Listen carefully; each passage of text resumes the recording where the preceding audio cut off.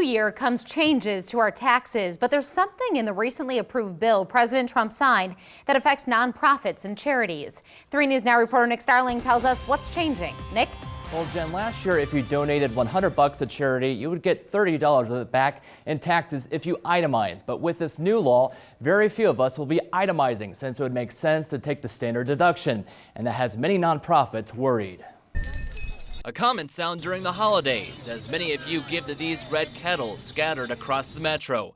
But could the donations slow down as the incentives to do so decrease? There's always that moment of anxiety, that moment of nervousness of how will this affect us. And I think we'll have to go through the year and see how that occurs. What this new tax law does is double the standard deduction that many people use to $12,000 for individuals and $24,000 for married couples. Many who used to itemize deductions will see that it's really no longer beneficial to do so. This is a concern that now that the bill is passed, we just want to figure out how can we educate our members on the best way for them to increase their fundraising opportunities. Nonprofit Association of the Midlands CEO Ann Hendry says there's a lot of worries from their members.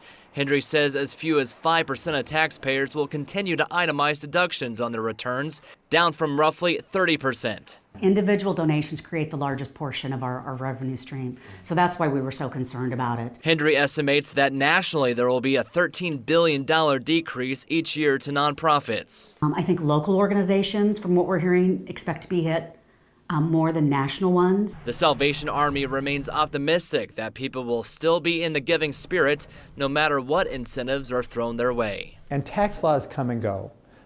Even this one, this one comes and then it expires in the 2020s sometime and then reverts back to certain other things. So how that affects people is really, I think, up in the air right at the moment. Now, I talked to a lot of different nonprofits today. Some are concerned about what this year will bring, but many in the metro say it's a very giving community and think people will continue to donate. Reporting live in studio, Nick Starling, 3 News Now.